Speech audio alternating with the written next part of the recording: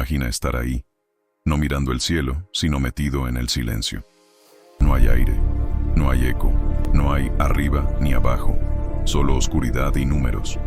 Y en medio de esa nada, una antena de metal sigue apuntando hacia un lugar que ya no se ve, la Tierra. Entonces llega un susurro. No es una voz, no es una foto bonita. Es una señal tan débil que la Tierra tiene que escucharla con antenas enormes. Y además llega tarde, muy tarde. En ciertos momentos, un dato de Voyager tarda cerca de 20 horas, o más, en cruzar el vacío. Y aún así, cuando por fin cae en nuestros instrumentos, consigue decir algo simple: sigo aquí. Eso no es metáfora, es telemetría real. Un paquete mínimo de datos que confirma que dos máquinas de 1977 todavía respiran allá afuera. Y aquí va el detalle que aterriza todo. Para que ese sigo aquí exista, la nave tiene que mantener su antena apuntada con una precisión brutal. Un pequeño desvío y la señal se pierde. No es poesía, es puntería. Y ahora, deja que el título te caiga encima, de verdad. Si preguntas, ¿dónde termina el dominio del Sol?, la respuesta real es esta. Termina donde el viento solar deja de mandar. Y esa zona no es una línea. Es una frontera que se mueve, que se arruga, que cambia, y que solo puedes reconocer por lo que mide una nave, no por lo que imaginas desde la Tierra. En 1977 lanzamos dos mensajeros sin rostro, Voyager 1 y Voyager 2. En papel su misión era corta. 5 años, planetas gigantes, fotos, fin. Pero casi medio siglo después siguen hablando desde una región donde ningún objeto humano había trabajado antes. Y hoy no lo vamos a contar como una clase. Lo vamos a vivir como lo que realmente es. Una misión que se volvió supervivencia. Y una frontera que resultó más extraña de lo que prometían los modelos simples. La sorpresa no es solo qué tan lejos llegaron. Es que el borde no es un borde. La mayoría imagina el final del sistema solar como un cartel. Hasta aquí llega el Sol. Pero el espacio no funciona con carteles. Funciona con transiciones. El Sol empuja con su viento solar, partículas que salen sin descanso, y crea una especie de burbuja alrededor de todo. Lo inquietante es que esa burbuja no termina de golpe. Se debilita, se comprime y se mezcla con otro océano invisible, el medio interestelar. Y eso deja una pregunta que va a cargar todo el video. Si no hay línea, ¿cómo supimos exactamente que cruzaron? La respuesta no vino de una foto, vino de cambios medidos en varios instrumentos a la vez, como si el ambiente alrededor de la nave cambiara de reglas. No vimos un letrero, vimos el comportamiento del espacio volverse distinto. Ese es el método, y por eso es tan poderoso. Cuando varios indicadores cambian al mismo tiempo, no estás imaginando una frontera, estás midiendo una transición. Y aquí entra el enfoque del infinite estelar, misterio controlado. No vamos a inventar monstruos en la oscuridad. Vamos a hacer algo mejor, mirar el viaje como misión y entender por qué la frontera no fue limpia. Los modelos simples prometían una transición elegante. Sales del Sol, entras al interestelar. Pero lo que Voyager midió sugiere una frontera irregular, como una costa con niebla. Entras sin darte cuenta, hasta que ya estás dentro. Y aquí tienes un mini payoff antes de avanzar. Si la frontera es rugosa, entonces el mapa del sistema solar no es un círculo perfecto. Es una región viva, que se estira y se encoge. Eso cambia cómo pensamos dónde estamos. Este video tiene 3 actos. Primero, cómo eliges qué parte de una nave vive cuando todo se apaga. Segundo, lo que rompieron antes de llegar al borde.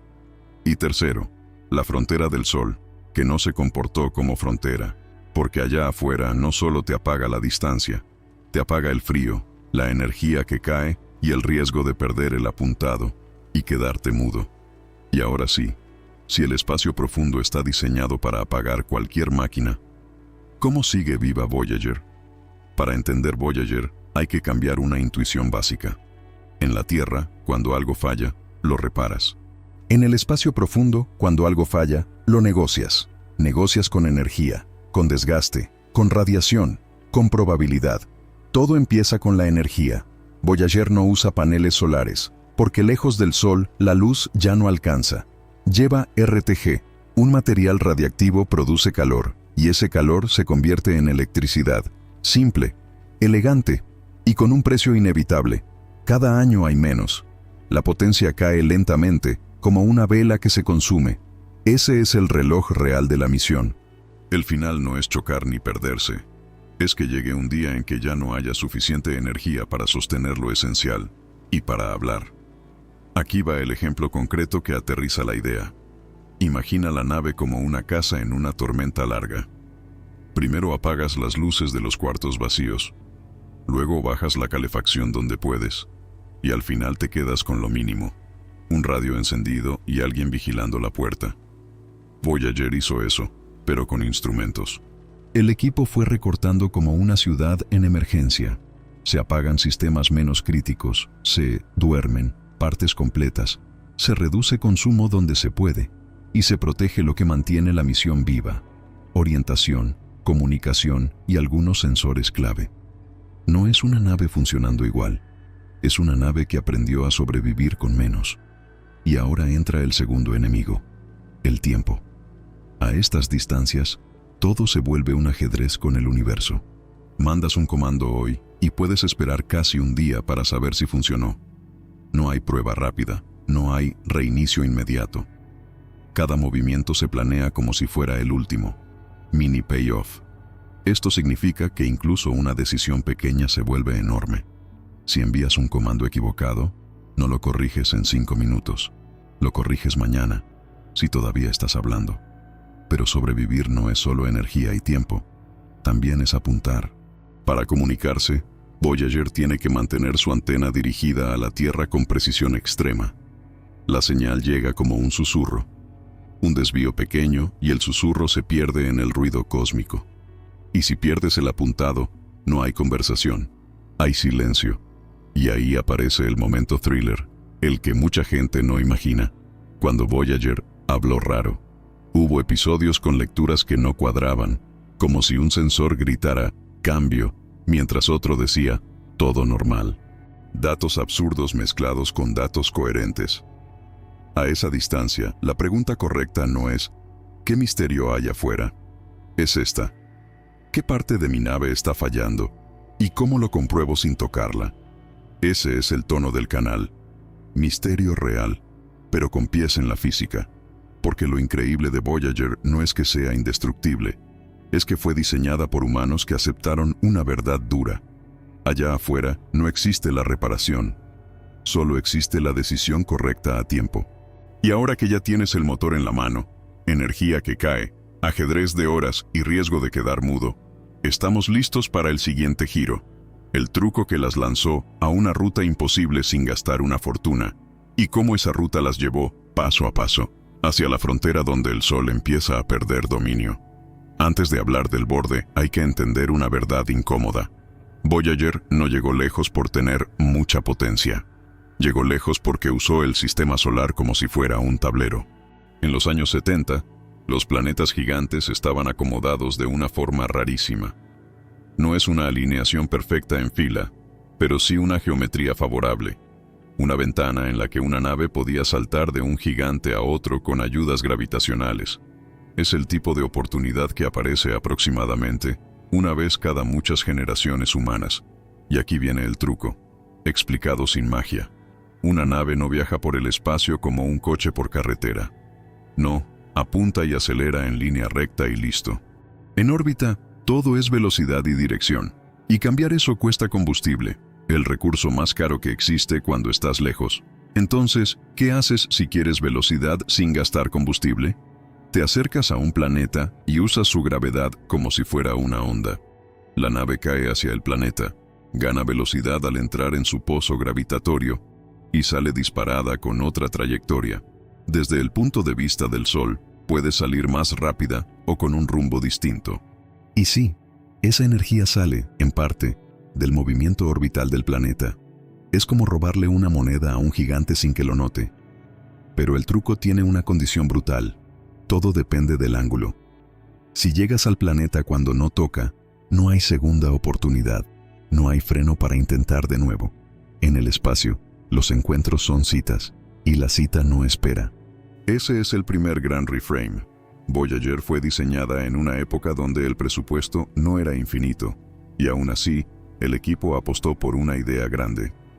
Construyeron sondas para una misión corta, pero con la esperanza de que, si sobrevivían, podrían seguir más allá. No era un plan secreto, era una apuesta contra el tiempo. Aquí está el mini payoff del bloque.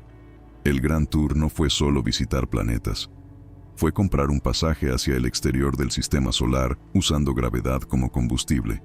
Sin eso, hablar del dominio del Sol sería hablar de un sueño caro e imposible. Y entonces, despegan.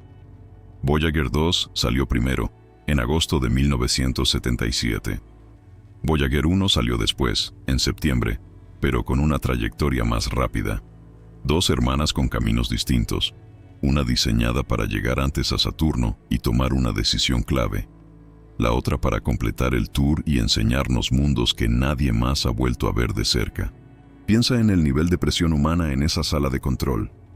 Cada corrección de trayectoria, cada encendido breve de propulsores, era una decisión irreversible, porque no estás guiando una nave en tiempo real.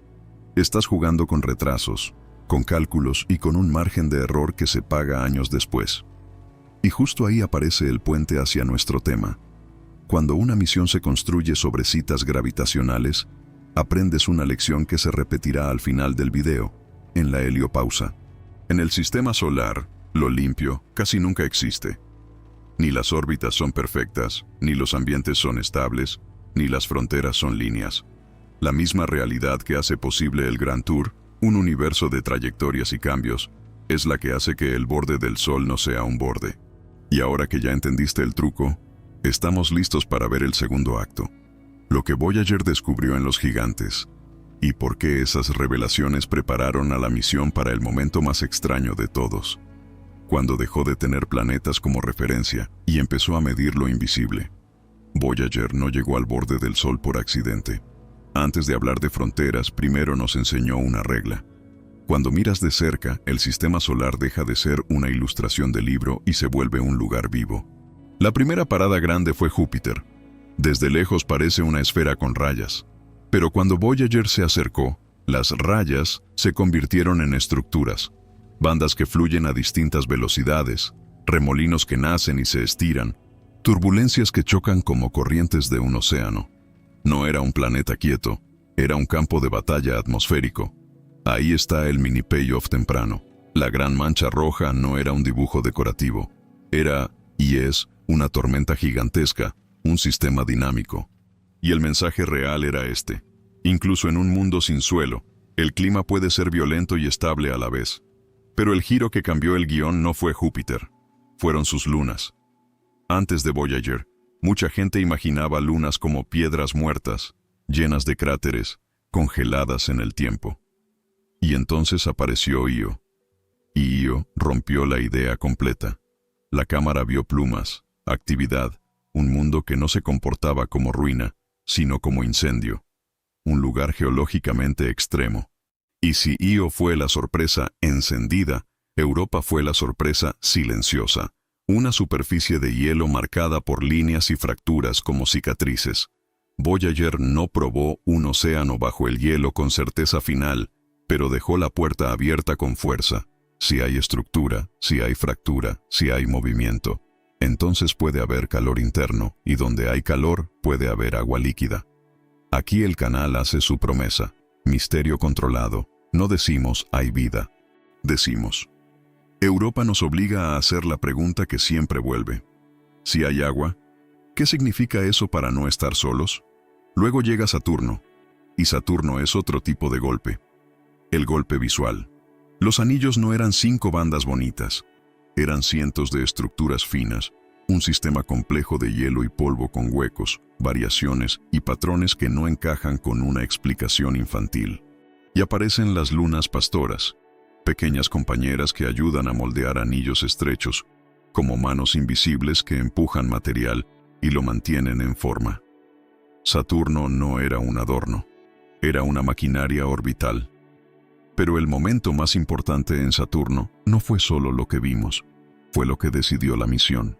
Después de Saturno, Voyager 1 tomó un camino que parece un gesto cinematográfico. se inclinó fuera del plano donde giran los planetas y comenzó a subir hacia un lugar sin mapas, una ruta directa al exterior. Desde ahí, ya no habría más planetas como escenario, solo distancia, solo mediciones, solo el viento del Sol debilitándose poco a poco. Voyager 2 siguió el tour hacia Urano y Neptuno, pero la semilla del final ya estaba plantada. A partir de ese punto, la misión dejó de ser visitar y empezó a ser entender. Y aquí está la conexión con el título. Si el dominio del Sol termina donde el viento solar deja de mandar, entonces necesitas una nave que haya aprendido algo en Júpiter y Saturno, que el universo es más complejo de lo que nuestros modelos simples prometen. Porque si Júpiter y Saturno ya nos enseñaron que lo simple se rompe al medir de cerca, imagina lo que pasa cuando intentas medir una frontera invisible, lejos, donde no hay imágenes, solo datos. Ese es el próximo salto. Y es donde la historia se pone extraña de verdad. Después de Saturno, la historia de Voyager se parte en dos como una película que decide cambiar de género. Hasta ahí, el viaje tenía escenarios claros, planetas, lunas, anillos, imágenes que cualquiera entiende. Pero en Saturno ocurre la decisión que define todo lo que viene después. Una de las hermanas toma un camino que ya no busca visitar, busca salir. Voyager 1 inclina su trayectoria fuera del plano donde giran los planetas. Es difícil imaginarlo, pero piénsalo así. El sistema solar no es una esfera con objetos flotando al azar. Es más parecido a una pista, un plano donde casi todos los planetas corren alrededor del Sol. Y Voyager 1, después de Saturno, empieza a subir una escalera invisible, alejándose de esa pista. Ese momento tiene un peso enorme, aunque no venga con explosiones. Porque desde ahí el viaje cambia de enemigo. Ya no es el ¿qué veremos? Es el ¿cuánto tiempo aguantaremos? Aquí va el primer payoff del bloque. Cuando sales del plano de los planetas, también sales del mundo de las fotos espectaculares. Entras en el mundo de las mediciones largas, lentas, casi abstractas. Dejas de perseguir paisajes y empiezas a perseguir señales. Densidad de partículas, campos magnéticos, presión del viento solar. Y eso exige un tipo de paciencia que no se parece a nada humano. El equipo en la Tierra manda un comando y espera. Ajusta un giro y espera. Apaga un instrumento para salvar otro y espera. No hay urgencia rápida. Hay una urgencia más cruel, la urgencia del desgaste. Porque allá afuera, el frío no golpea, el frío se queda. La radiación no ataca. La radiación gotea durante décadas. La energía no falla. La energía se reduce año tras año. Y encima, el riesgo más sensible de todos, perder el apuntado de la antena y quedar mudo. Voyager 2, mientras tanto, sigue el gran tour hacia Urano y Neptuno, y gracias a eso, hoy sabemos cosas que nadie más volvió a medir de cerca. Pero incluso ella, después, también dejará el plano y se irá hacia la noche abierta. La separación, entonces, no es solo una diferencia de ruta, es una diferencia de papel narrativo. Voyager 2 es la exploradora que completa el recorrido. Voyager 1 es la que se convierte, antes que nadie, en una sonda del afuera. Y aquí viene el reframe del infinite estelar. El verdadero misterio del borde del sistema solar no está en una imagen. Está en el hecho de que el Sol tiene un territorio invisible, un territorio hecho de partículas y campos, que se extiende muchísimo más allá de donde termina la última órbita famosa. Mini payoff. Eso significa que el final del sistema solar no coincide con donde terminan los planetas. Coincide con donde termina el dominio del viento solar. Y para llegar ahí, tienes que dejar atrás la intuición de mapas y entrar en una intuición de ambientes. A partir de este punto, Voyager empieza a medir algo que no se ve. Y esa es la antesala exacta de nuestro título. Porque si el dominio del Sol se debilita con la distancia, entonces habrá una región donde ese dominio ya no manda como antes, y la pregunta se vuelve inevitable. Si no hay línea, ¿cómo lo reconoces? La respuesta está en la frontera misma, y para entenderla, ahora necesitamos el siguiente bloque, el mapa real de esa transición, explicado como misión, sin aula, sin fantasía, solo con física que se entiende. Si tu cerebro fue entrenado por fronteras humanas, el espacio te decepciona. Porque el fin del dominio del Sol no es un muro, es una transición. El Sol lanza viento solar todo el tiempo, partículas cargadas que salen hacia afuera y arrastran consigo un campo magnético. Ese flujo crea una burbuja gigantesca alrededor del sistema solar, como si el Sol inflara un océano invisible. Mientras ese empuje es fuerte, el medio interestelar, el afuera de verdad, se mantiene a raya. Pero con la distancia, el viento solar pierde presión. Y llega un punto en que ya no puede empujar igual. Aquí va una forma simple de verlo. Imagina una manguera lanzando agua contra el viento. Cerca de la manguera, el chorro manda. Pero a medida que se aleja, el viento empieza a deformarlo, frenarlo, dispersarlo. El chorro no se detiene de golpe. Cambia de comportamiento. Eso mismo pasa con el viento solar. Primero, hay una región donde ese viento empieza a frenarse y comprimirse. Una zona turbulenta donde las partículas se amontonan, el flujo se vuelve más denso y el comportamiento deja de ser suave. No es una pared, es una franja. Después está la heliopausa, el límite donde el empuje del Sol deja de dominar y el medio interestelar empieza a imponerse. Pero incluso esa palabra, límite, engaña, porque uno espera una frontera limpia. Y ahí está lo extraño. Los datos de Voyager sugieren que esa transición puede ser irregular, con estructuras, variaciones, cambios que no calzan con una línea perfecta. Y ahora viene el punto que cierra el título de forma técnica sin matar la historia. ¿Cómo supimos exactamente que cruzaron, si no hay cartel? Porque no dependimos de una sola lectura. Lo que hizo Voyager fue registrar cambios coherentes en varios indicadores a la vez. Como si el espacio alrededor cambiara de régimen. Un instrumento podía sugerir que el viento solar ya no dominaba. Otro podía mostrar que el ambiente de partículas era distinto y el campo magnético se comportaba de otra manera. Mini payoff. Eso es criterio científico. Cuando varios sensores apuntan en la misma dirección, no estás inventando un borde. Estás detectando una transición real. Y por eso el título tiene sentido completo. El dominio del Sol termina donde el viento solar deja de mandar. Y esa zona no es una línea. Es una frontera que se mueve, que se deforma, que puede depender de condiciones cambiantes. No es una puerta, es un clima. Esto no hace a Voyager menos heroica. La hace más importante, porque no solo llegó lejos, llegó a un lugar donde el mapa es invisible y aún así consiguió medirlo. Y si eso ya suena impresionante, falta la parte más tensa. Cuando estás en el borde y tus instrumentos empiezan a hablar raro. Cuando llegan datos que no cuadran del todo. Cuando una nave, a miles de millones de kilómetros, parece estar diciendo dos cosas a la vez. Ahí es donde la historia deja de ser un viaje y se vuelve un thriller de ingeniería. Y eso es lo que viene. Hay una parte de la historia de Voyager que casi nadie imagina. Porque no tiene imágenes espectaculares ni planetas enormes. Tiene algo más inquietante, datos que no encajan. A estas distancias, la nave no está cerca de nada. No hay puntos de referencia. No hay un mecánico. No hay una segunda oportunidad. Hay una máquina vieja, un entorno que cambia y una conversación frágil sostenida por un hilo de radio. Y aquí entra el drama real. Cuando tu única ventana al estado de la nave son números. Cualquier número raro se siente como una amenaza. Imagina al equipo en la Tierra revisando telemetría. Todo parece normal. Y de pronto llega un paquete de datos con lecturas absurdas. Como si una parte de la nave estuviera diciendo, estoy bien, mientras otra estuviera gritando, algo cambió. No porque el universo quiera asustarte, sino porque en el límite todo se vuelve más difícil.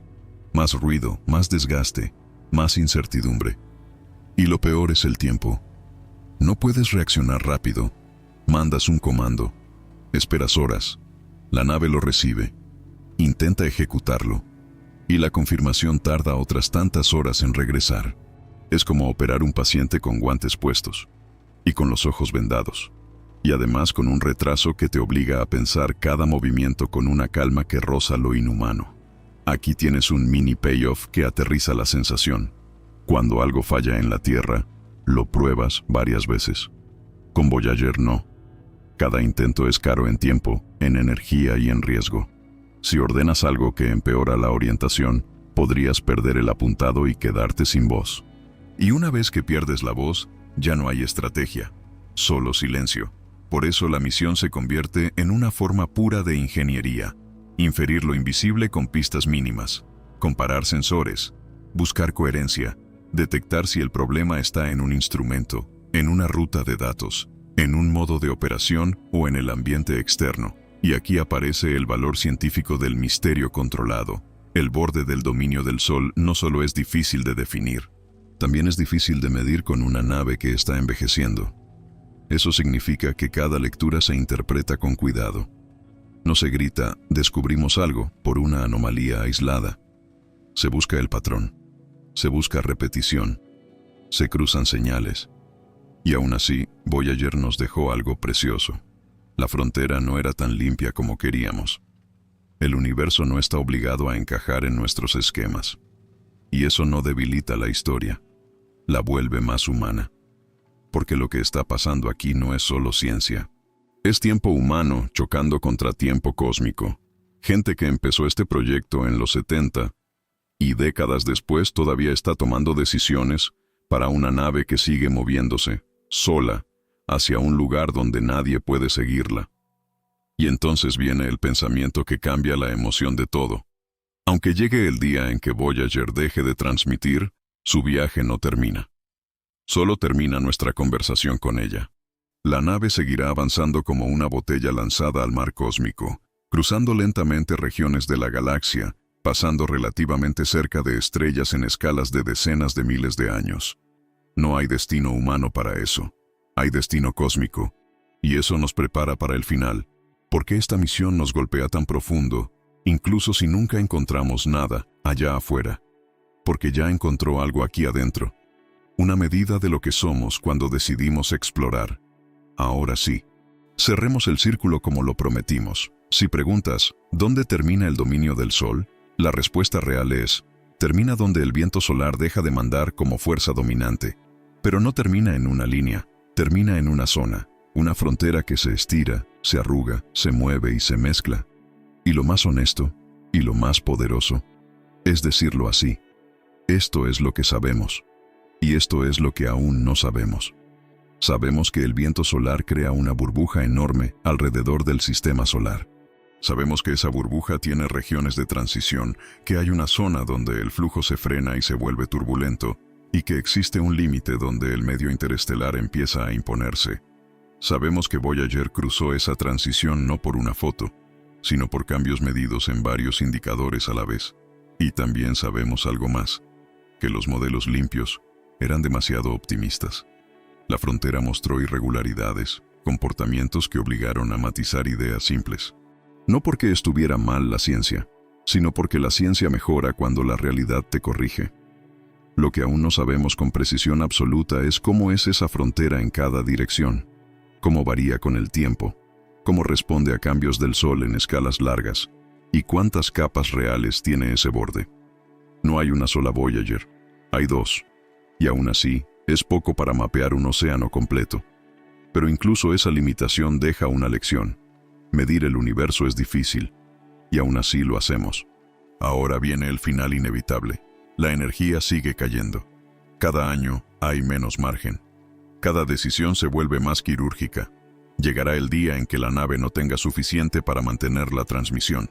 Y cuando eso pase, no será un accidente épico. Será un apagado lento, como una lámpara que se apaga al amanecer. Pero incluso entonces, Voyager seguirá llevando algo más que instrumentos. Lleva un mensaje, el disco de oro, sonidos, saludos, música, imágenes. No es un SOS, es una presentación humilde. Esto fuimos, esto escuchamos, esto miramos, aquí estuvimos. Y ahora, el último giro de cámara. Hubo un momento en que alguien propuso algo absurdo y hermoso. Girar la cámara y mirar hacia atrás. No para estudiar un planeta, no para medir un campo magnético, solo para ver el hogar desde lejos. Y así nació la imagen del punto azul pálido, la Tierra reducida a un píxel suspendido en un rayo de luz, perdida en una inmensidad que no tiene borde. Esa imagen no nos hizo sentir poderosos, nos hizo sentir responsables. Porque si toda nuestra historia cabe en un punto, entonces cada odio, cada orgullo, cada guerra se vuelve pequeño. Y cada gesto humano, amor, cuidado, perdón, se vuelve urgente. Esa es la lección final de Voyager. No solo nos mostró planetas, nos mostró a nosotros mismos.